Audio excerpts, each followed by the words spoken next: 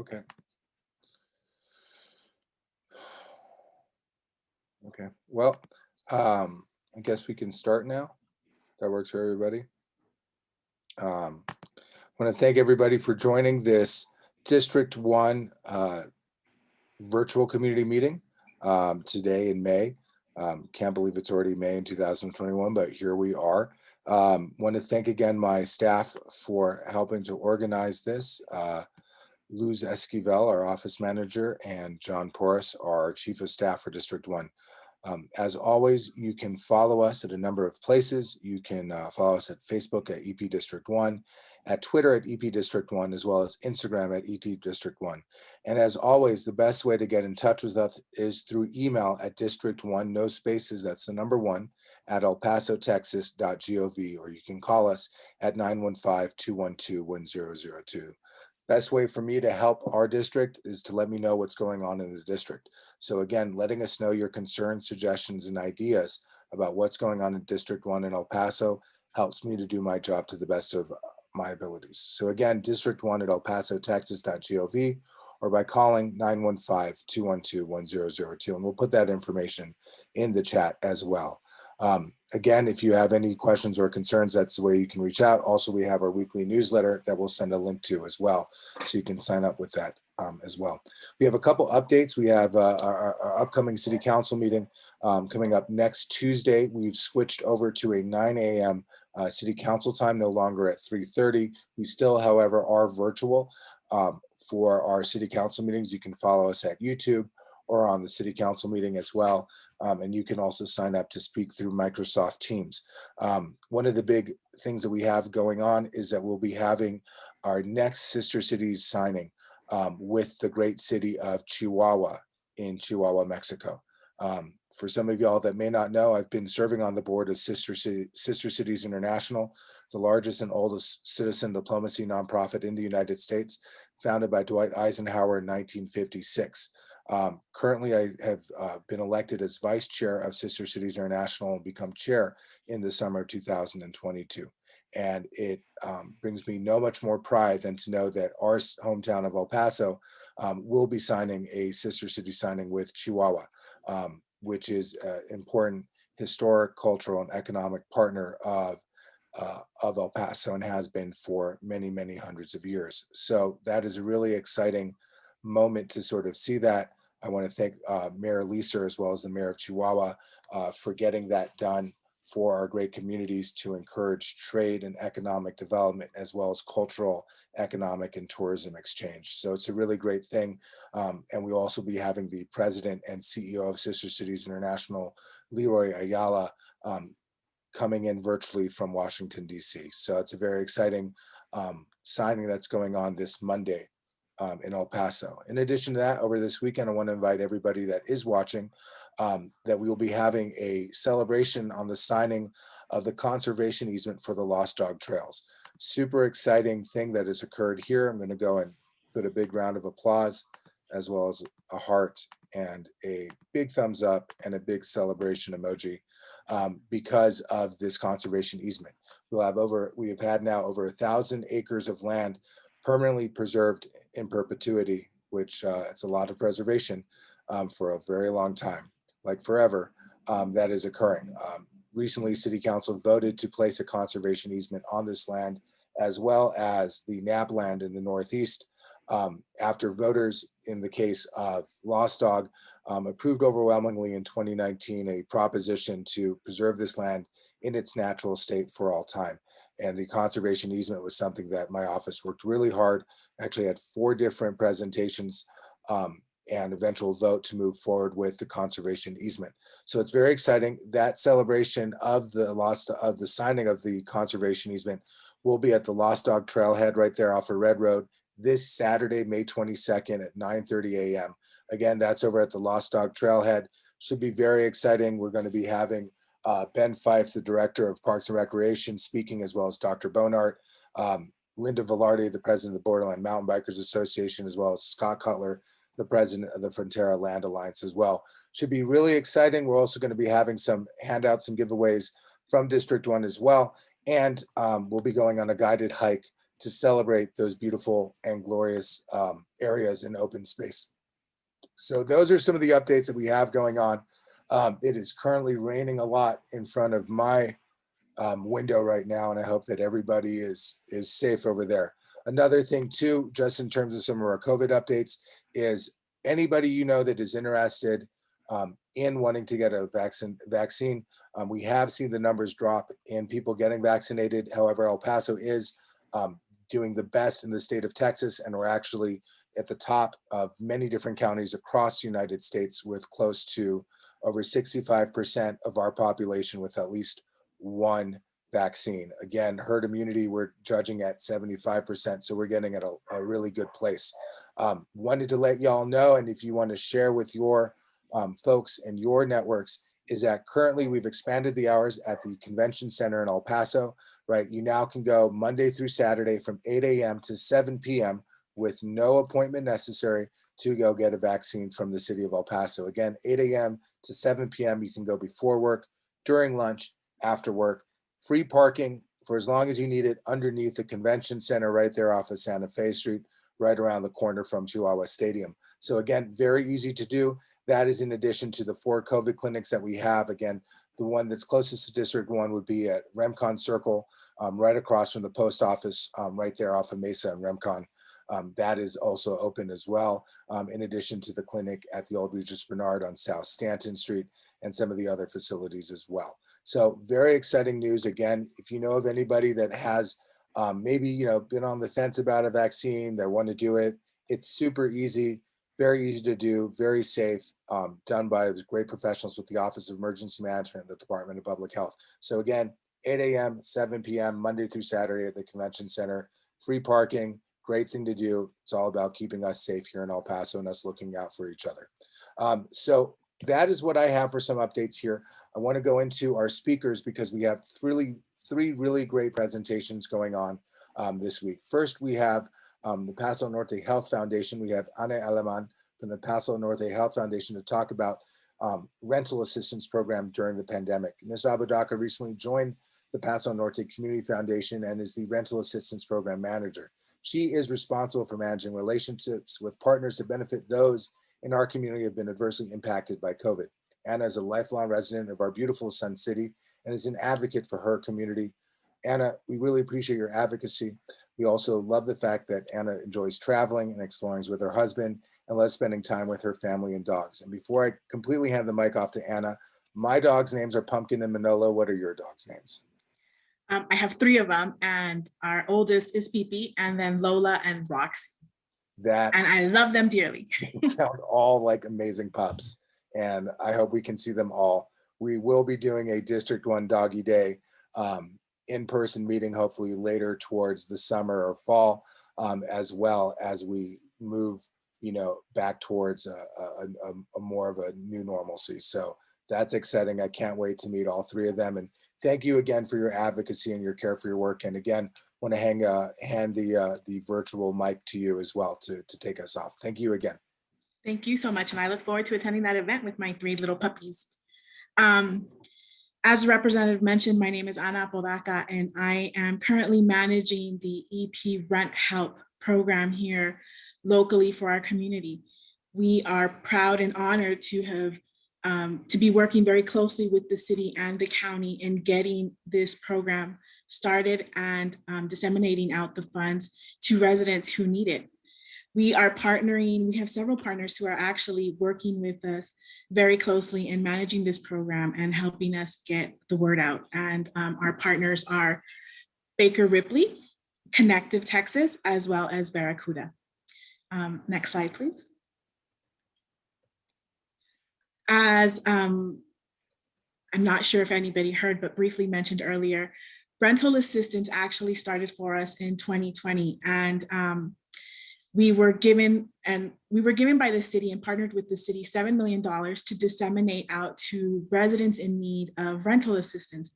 With that money, we were able to help around 3,000 tenants and enrolled a little over 1,000 landlords.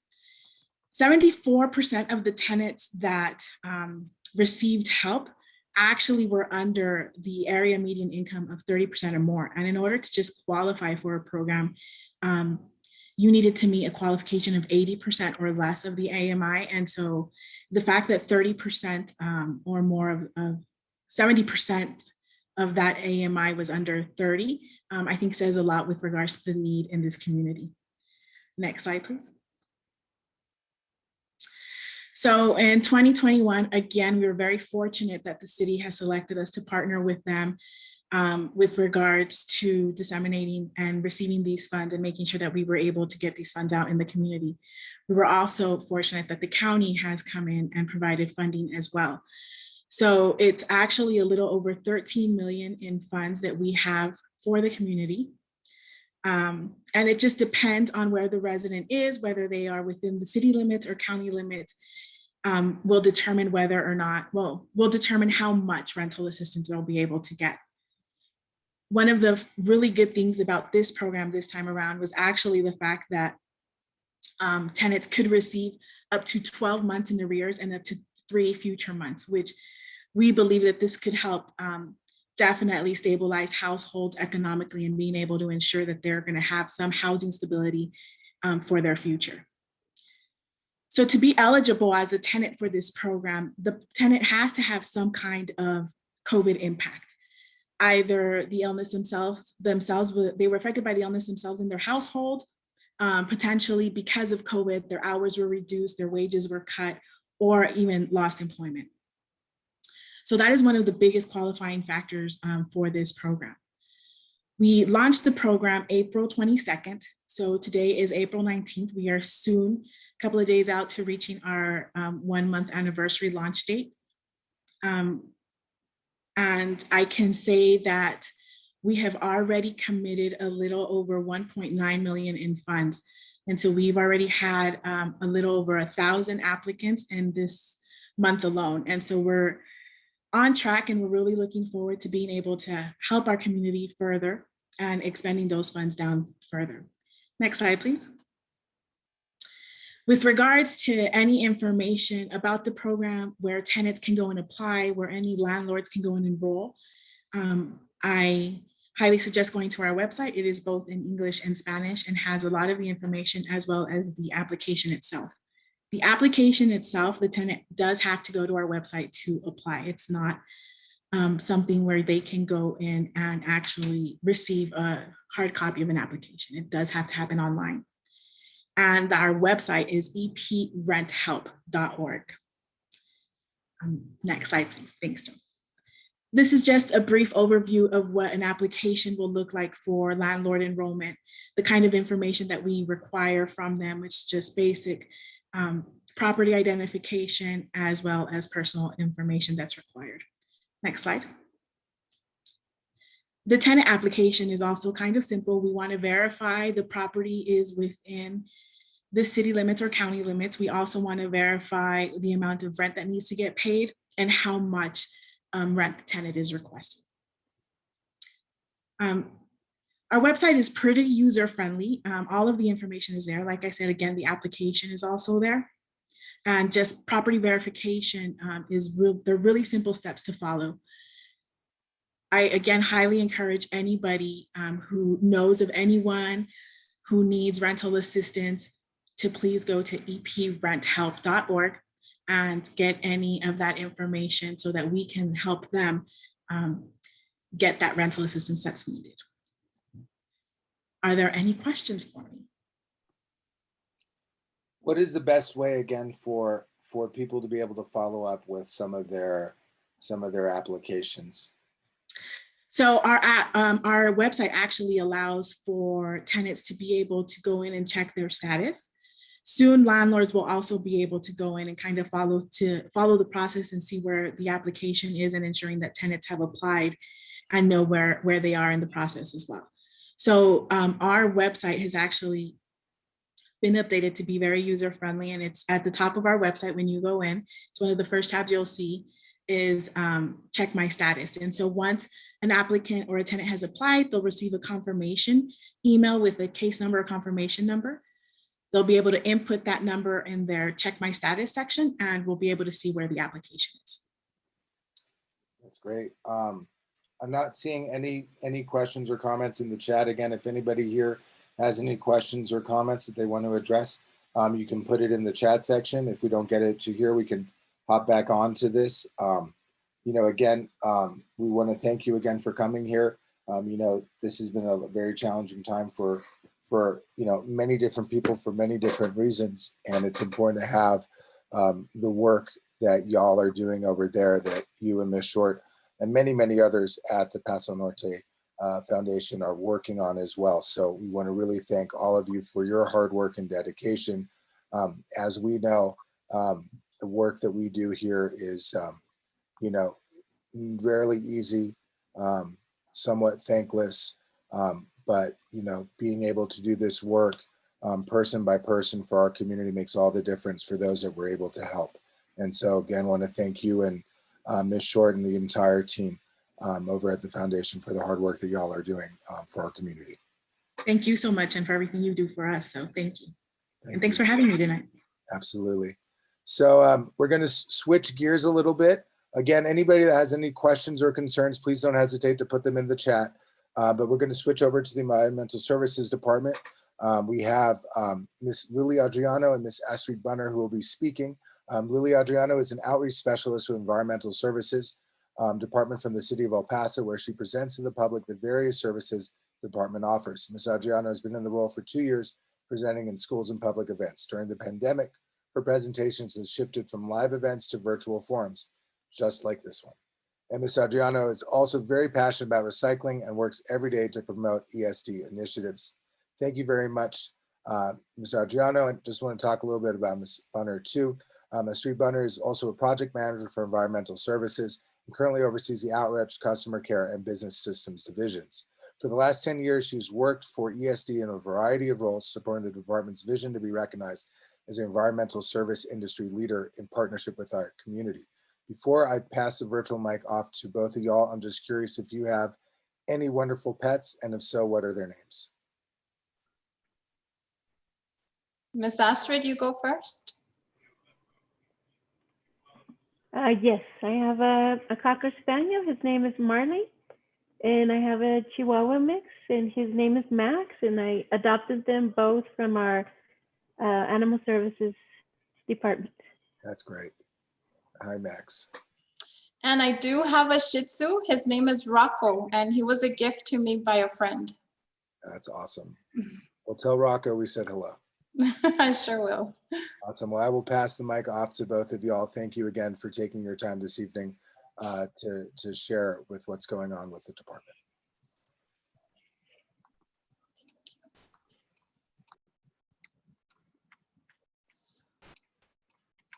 I'm going to go ahead and share my screen now.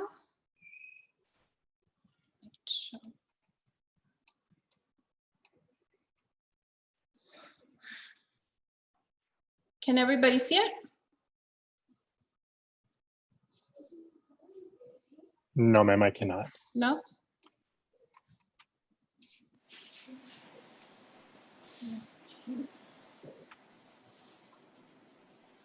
Yes?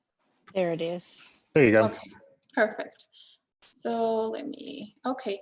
So right now we are trying to battle our contamination rate in the city of El Paso. Right now we are at 32%.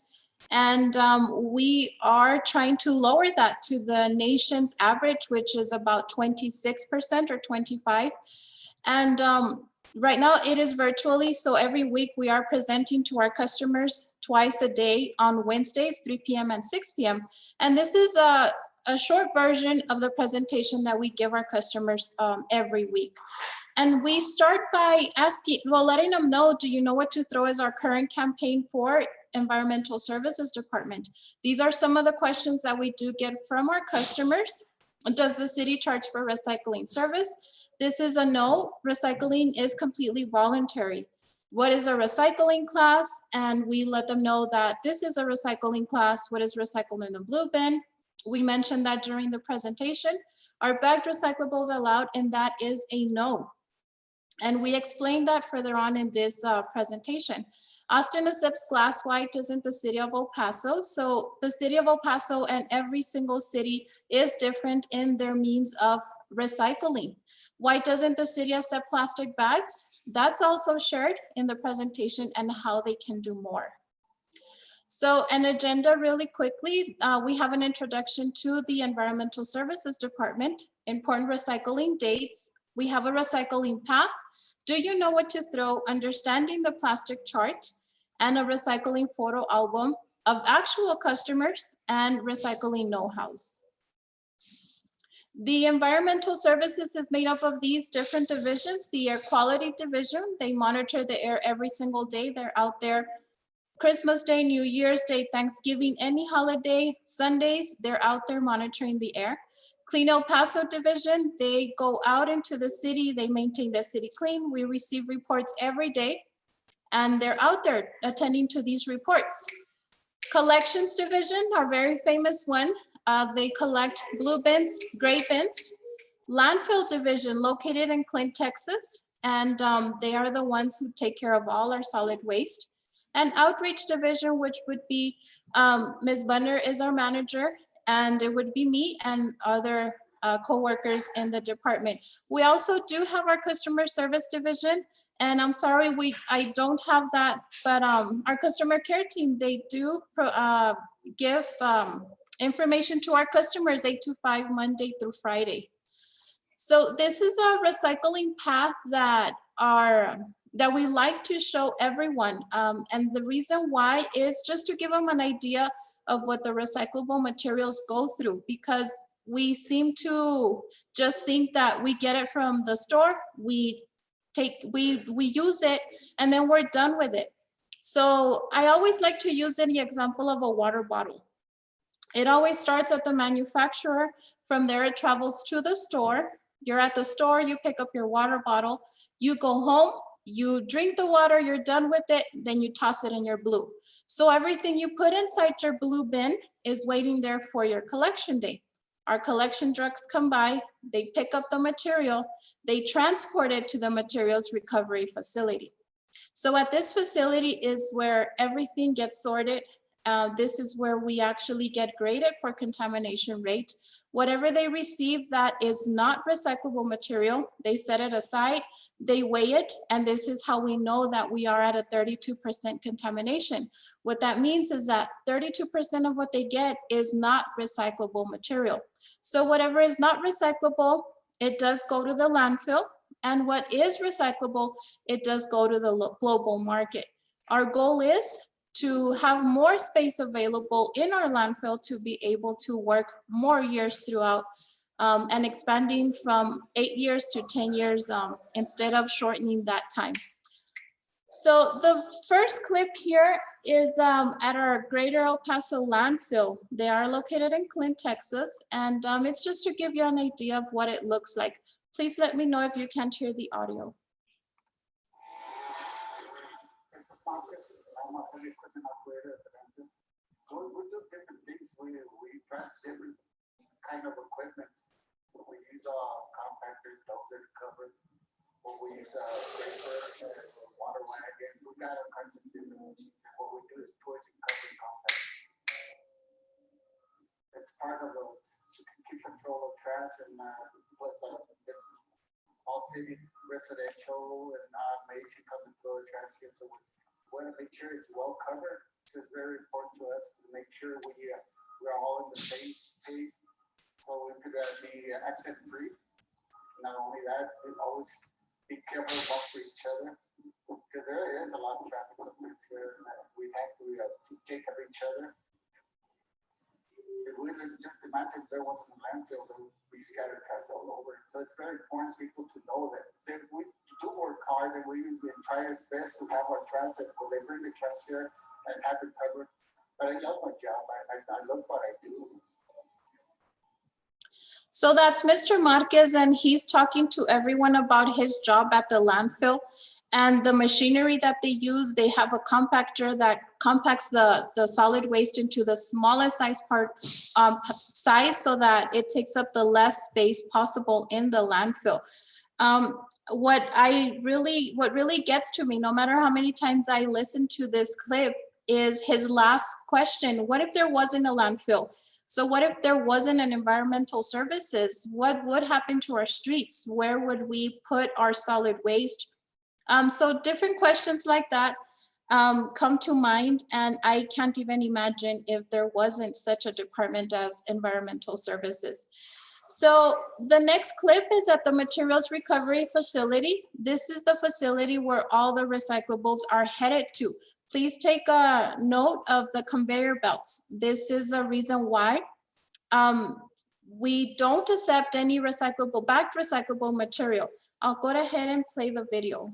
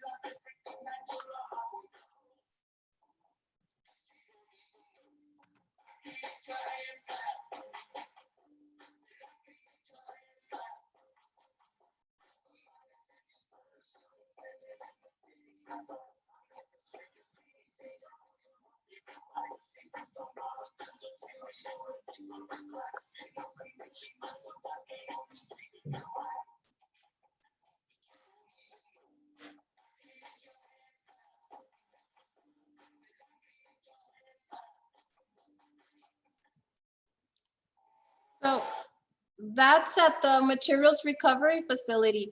When they see a bag full of recyclables, at times they were opening these bags, and what would happen is that they would find solid waste, and it was household trash. So that's the reason why they're no longer opening these bags. They're just setting them aside, and they're counting against us as a city and its contamination rate. No matter if it's recyclable material, they set it aside, they weigh it, and it's contamination.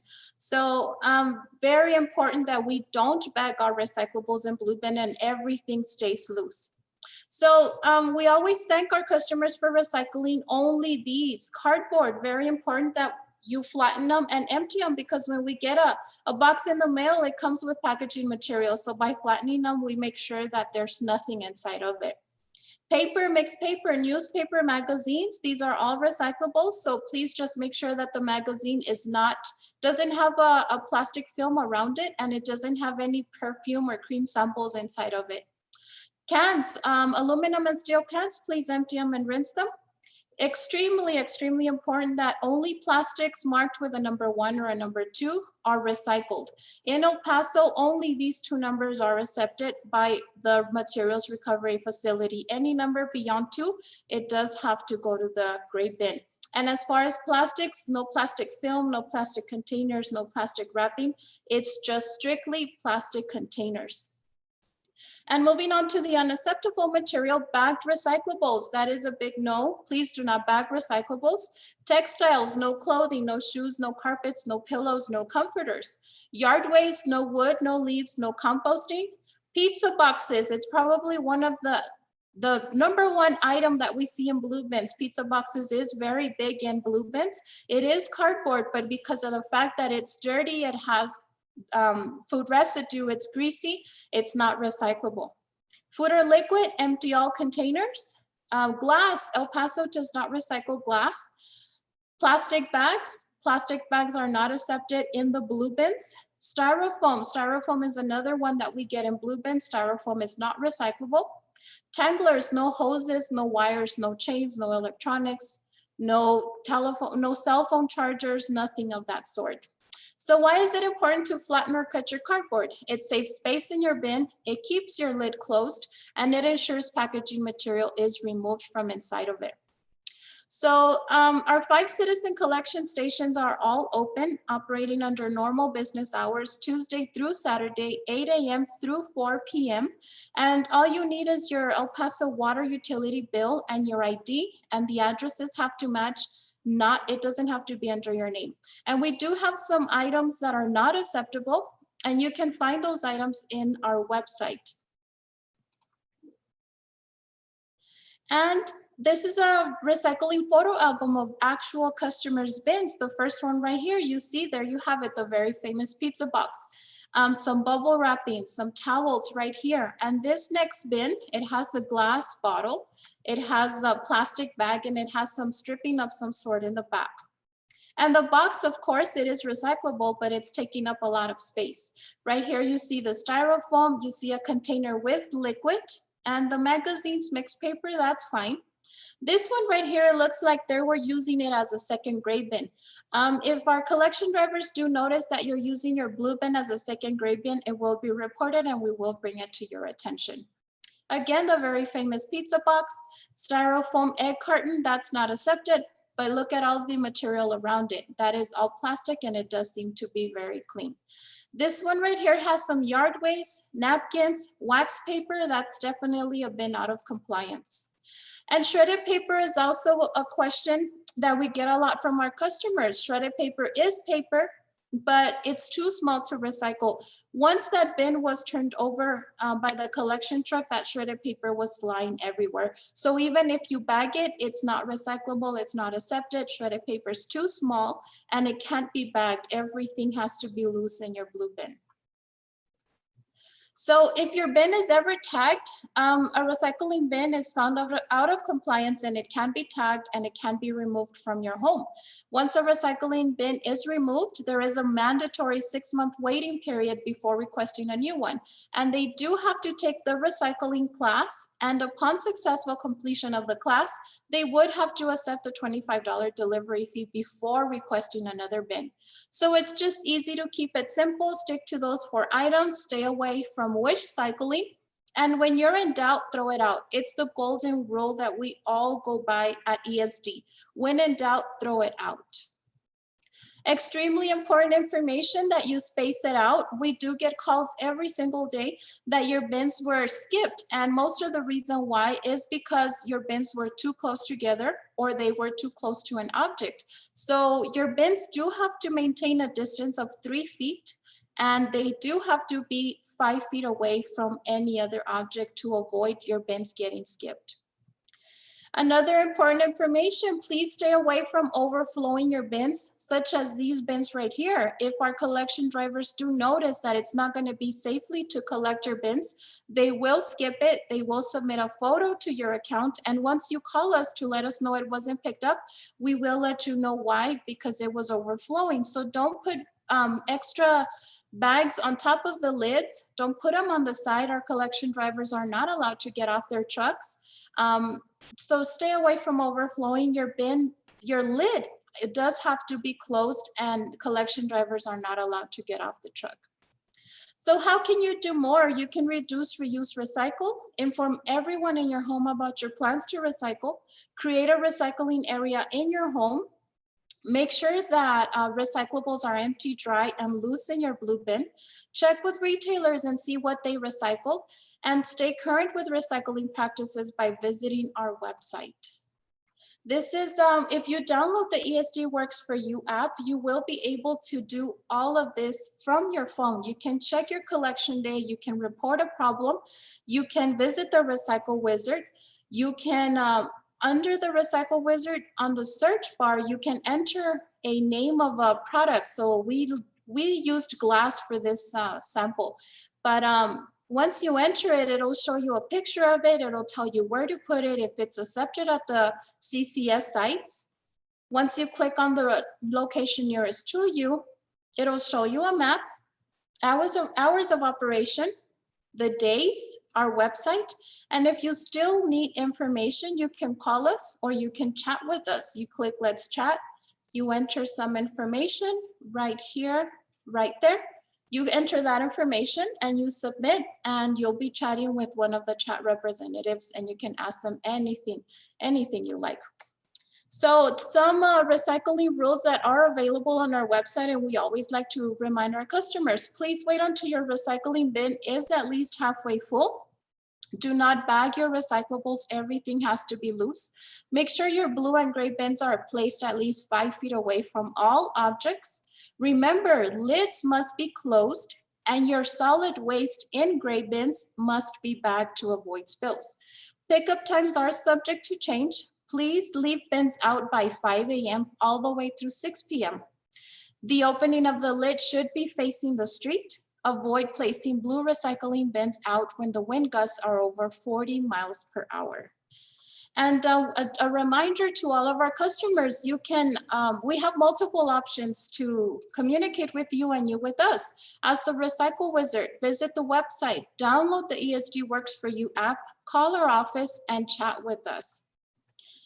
And before ending our presentation, we always like to let everyone know that it's extremely important to recycle, very important that we all do our small part. And we like this Native American proverb, we do not inherit the earth from our ancestors, we actually borrow it from our children. And that is all for me. It was a pleasure being here. Thank you so much, Representative, for having us. Thank you, sorry, I was on mute. Thank you so much again for this really great presentation. Have you seen any sort of currents or trends over the last year with COVID, or maybe have changed somewhat as things have started slowly reopening?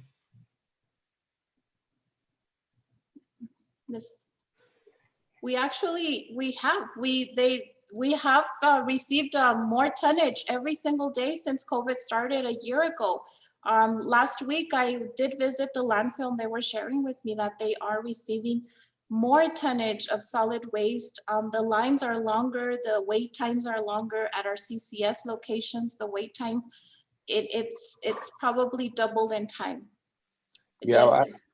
I can tell you when recycling was temporarily suspended around the holidays, I think not just my office, but our other offices heard, and more importantly, saw just how popular and how well used the recycling program is by El Pasoans. Many a time I, was sent videos and photos and drove by myself and saw the line around off of Atlantic, going down and then down Doniphan, sometimes almost getting up to the Sonic and Sunland Park. So a lot of people are using recycling, and I think it's really important when we as leaders see that, because I think it's important to understand is that, for many El Pasoans, it's when it comes towards recycling, it's not something that's optional but mandatory, and it's part and parcel of what kind of services we are obligated to provide to this community. Government is not just here necessarily for great parks and for public safety and public health, for police and fire, but also for recycling as well as one of those necessities that we need to provide to our community. So I want to thank everybody there with ESD for the work that you're doing, helping to get the recycling out and helping to educate this community as well, and working with us as well too with our office. So thank you again for y'all taking the time today to be part of this and with the work that y'all do every day. No, thank you, Representative. On the contrary, and Ms. Bunner has a surprise for everyone who would like to get a swag bag from ESD. We would personally deliver it, contactless. So all they have to do is just click on this link that I've sent you to Mr. John Porras. I sent it to him. There is a link if you could share it on the chat. And this is just, you click on it, you enter some information, and that's all we need. And we will be out there in less than 10 days to deliver a swag bag to you, to your home. Or I'll definitely share that. What, I'm sorry? I'll definitely share that. Oh, thank you. So whatever address. There's one thing that John Porras and District 1 love. It's a good swag bag. Good, Yes. good. Just to clarify, you mind if I share this link on the chat to everybody right now, or? Okay, yeah, I'll do that.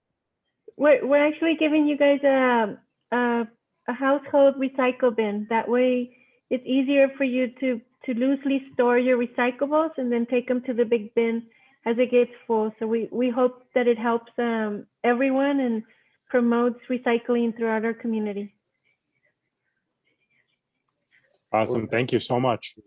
Thank you. Thank you for having us. We really appreciate it. Thank you so much.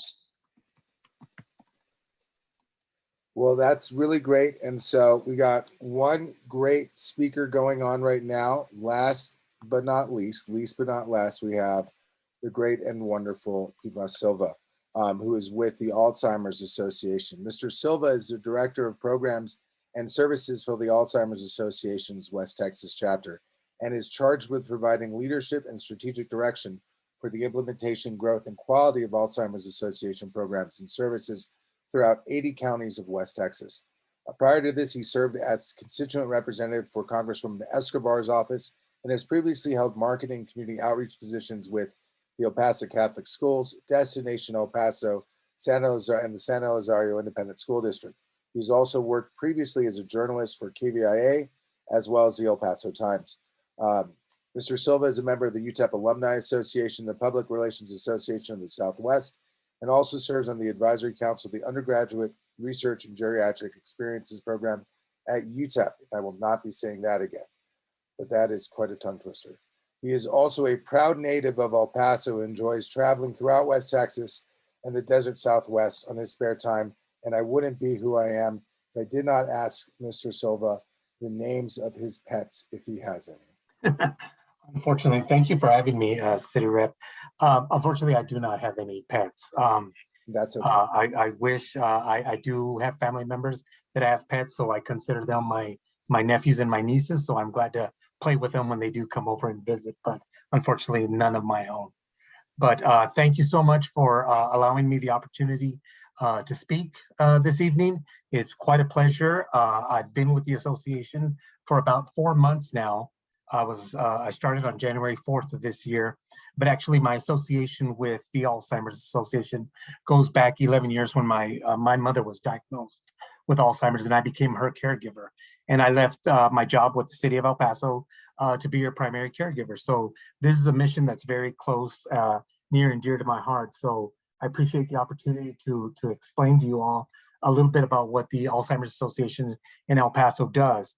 And as you can see there, our mission is a world without Alzheimer's and all other dementias. And the main question always is, what is Alzheimer's?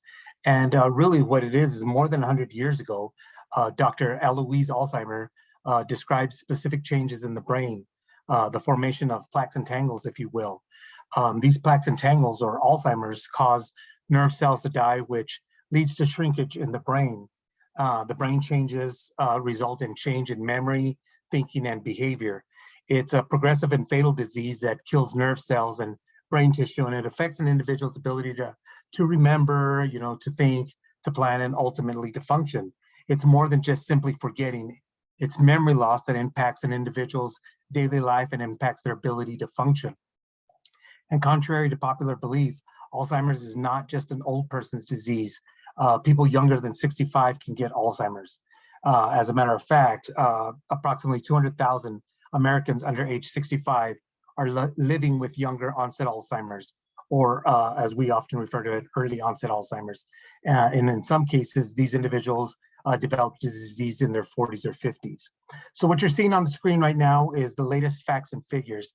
And these were just released a few months ago by the Alzheimer's Association, which states that our 2021 facts and figures let us know that 1 in 3 seniors dies with Alzheimer's or another dementia.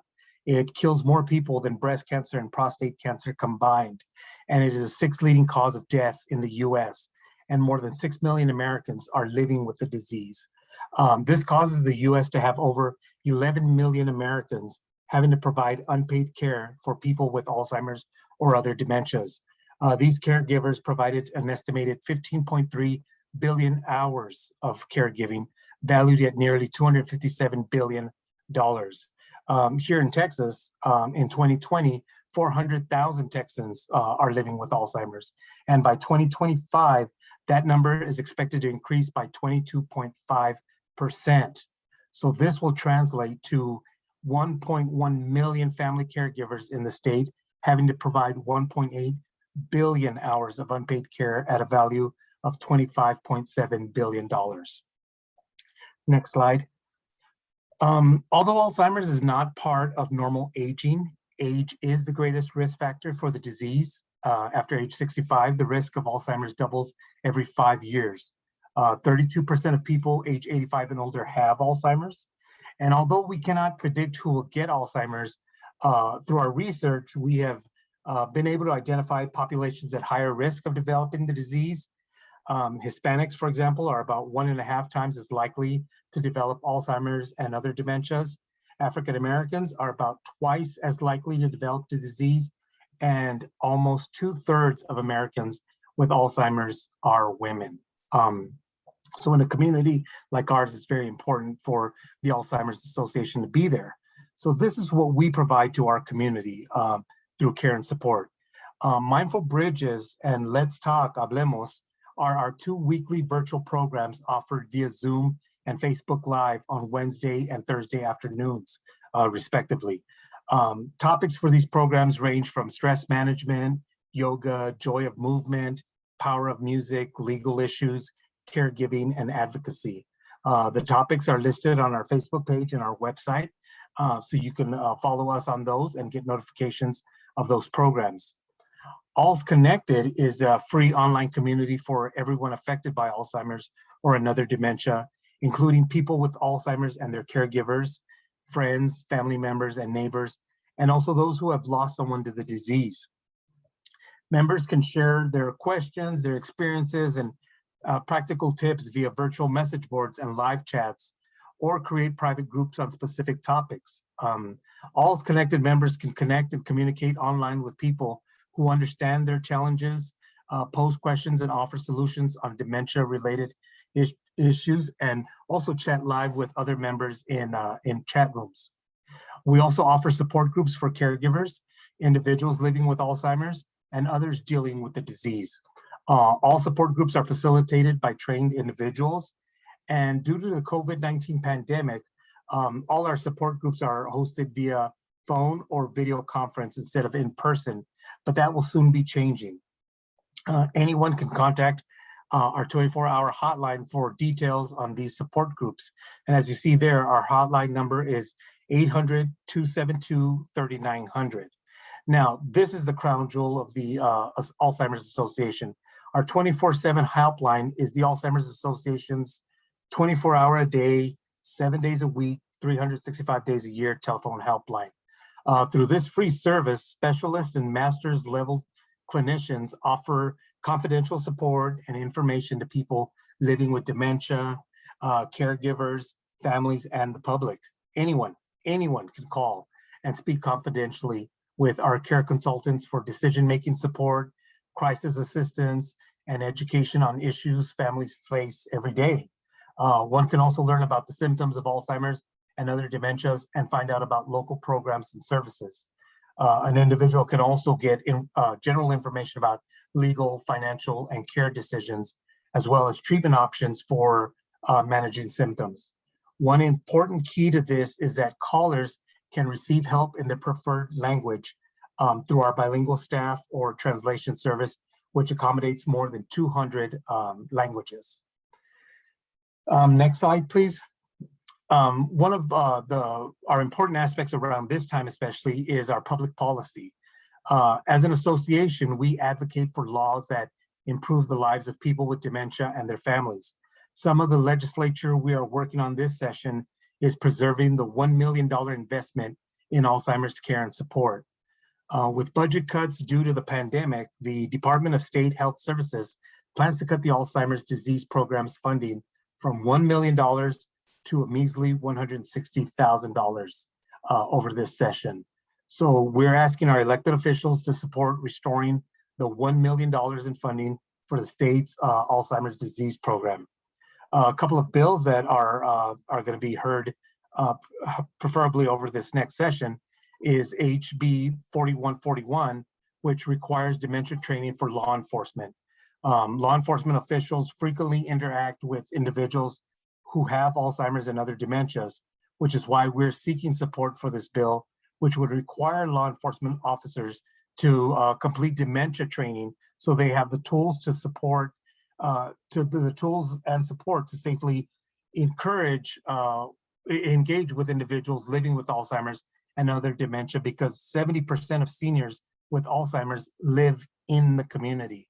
So that's to mean that they don't live in a long-term care facility or anything like that. They're living at home where they may interact with law enforcement. And the other bill is HB 413 and Senate Bill 383, which are to ensure Alzheimer's families are fully informed when choosing long-term care. This bill will help us ensure that Alzheimer's families are fully informed when choosing long-term care, which will require nursing facilities to share a written notice disclosing to current and prospective residents whether the facility is or is not a state-certified Alzheimer's and other dementia facility. There was a vote on this yesterday, as a matter of fact, but an amendment made in the House to the Senate version of the bill halted that.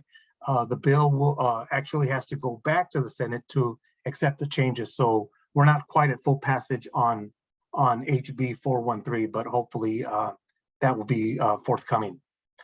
Next slide. This is fundraising, and the Alzheimer's Association locally has 2 signature events.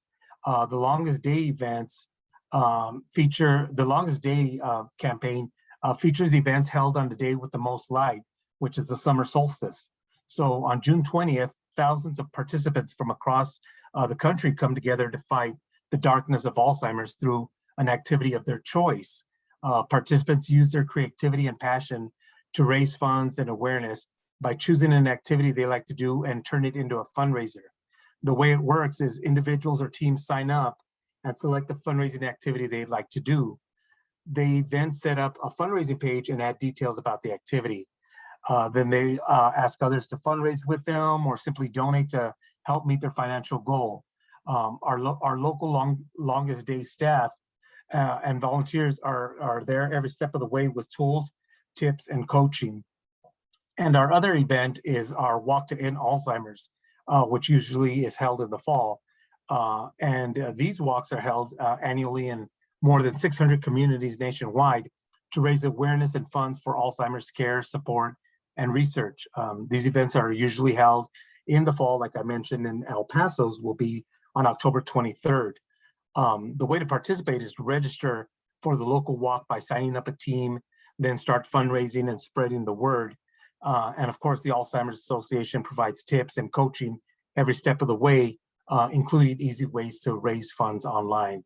So then all you have to do is show up to the walk the day of walk day.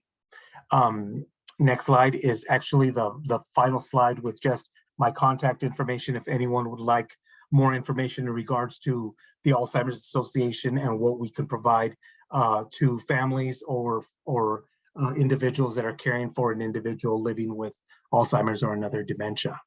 So once again, I appreciate the opportunity to present about Alzheimer's.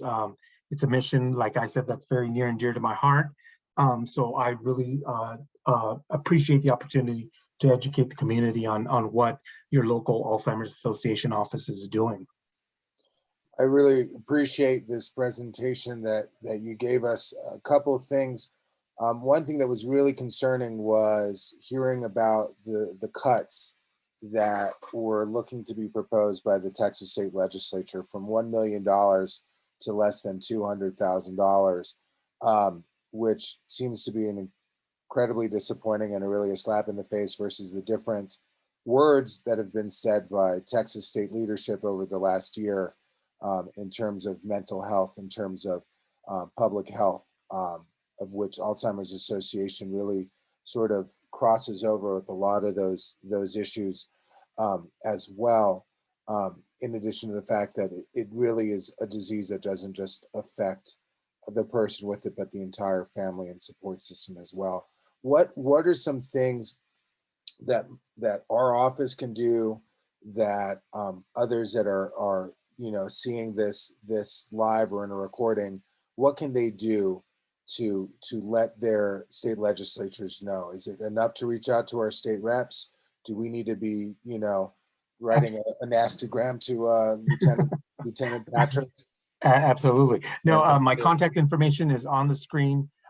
We can put you in contact with our advocacy branch if anyone would like to reach out and pass on those messages to our legislatures, because it is very important to let them know that is a very shocking and distressing statistic. And what's even more distressing is, and I didn't share these numbers with you all, and I don't have them off the top of my head, but the 1 million that the state of Texas is given for the disease is just a drop in the bucket to what some of our other states in the United States receive. I mean, states that are much smaller than us receive a couple million more than what we receive. So to even see our funding cut even lower than that is a shame. And we do need the support. And one of the things I forgot to mention at the beginning, and I thank your office for doing this, Representative, is you all are helping us push the proclamation for next month. The Brain Awareness, Alzheimer's and Brain Awareness Month is held in June, and your office is helping us get that recognition next month. And that's the most important thing that we need, is assistance in recognizing the support that we need. And so presentations like this provide us that soapbox to go ahead and ask for that assistance. So yeah, if anyone would like to reach out, there's my contact information. They can also get the information from John in your office. Yeah. And you know, let's let our legislators on the state level and the national level know that Alzheimer's care and support is very important, and the funding needs to be there for us and for future generations. Because, like I mentioned, those numbers are going to double in the years to come. Yeah, well, we will be in touch more with you. My office will be about what we can do from this office level about writing letters, reaching out to some of those people, and see what more we can do to help amplify that. It has been an honor being able to help draft that resolution in support of Alzheimer's as well. And I also want to let you know that our office will be having a District 1 team for the walk to end Alzheimer's as well this year. This is something, as you know, similar to you, it's something that's very personal to me as well. My grandfather had Alzheimer's as well, and you know, I was in college at the time where he had moved in, but you know, started seeing those behaviors, you know, sort of early onset. And when my grandmother passed, you know, it was very clear that, you know, things weren't going well. And so my father and mother took it upon themselves to have him move in with us. And it was something that was very debilitating for him, but also extremely challenging for the entire family. You know, my father is a doctor in this community for almost 40 years. You know, every day he woke up with a singular mission to try to help and heal people. And for him to be in a position where he was powerless to do anything for his own father was something that was a very frustrating thing for him, and obviously very challenging for all of us as well to see. So the work that y'all are doing, the work that you're personally doing, Mr. Silva, is extremely important for our community and for our families as well. So again, I want to thank you for taking the time to speak with us, and thank you again for the work that you're doing on behalf of our community. No, well. Thank you. And once again, your office is really taking the lead on the city. We always reach out to your office. Your staff is very supportive, and you really have helped us push the message forward of any of the city reps offices. You have taken the lead, and we truly appreciate that, Representative. So thank you once again. If there's anything we can do, just let us know. So absolutely. I just wanted to, we went a little bit over our 7 o'clock time. I know that if you have Mr. Silva and myself next to each other in our boxes, we look like we're Phoenix Suns fans. I'm not going to disagree that we may or may not be Phoenix Sun fans, but that is something that I have observed as well. But I just wanted to open up, if there's anybody on this call that has any questions or concerns that they'd like, they can put it in the chat box. If not, again, you can always email our office at district1@elpasotexas.gov, as well as reaching out to us at 915-212-1002. We will be sharing a recording of this virtual community meeting on our Facebook and social media over the next week or so, as well as some of the presentations that we have had the opportunity to share. So again, we want to thank all the folks from ESD, from the Paso Norte Health Foundation, as well as Alzheimer's Association of West Texas, again, for all of your hard work and for your presentations today. We'll be having another community meeting coming up in June, and then we'll be getting into our budget season as well. So We also have virtual coffee with our councilmen every week as well. So that is something to look forward to. And hopefully before the end of the summer, hopefully we'll be doing an outdoor, socially distanced, hopefully in-person community meeting as well soon. Let's see how everything is going. Let's continue to be safe, practicing those things that make us safe as we enter out of this pandemic, and also encouraging friends, families, and absolute strangers to go and get a vaccine for COVID-19. So again, thank you again for letting me serve. Thank you for giving me the honor and opportunity for serving this community. And thanks again for everybody who helped make this meeting happen as well. And most importantly, my staff, John and Luz, thank you again. And again, we'll see you soon. Any questions, don't hesitate to reach out at District 1 in El Paso, Texas.gov or 212-1002, our office line.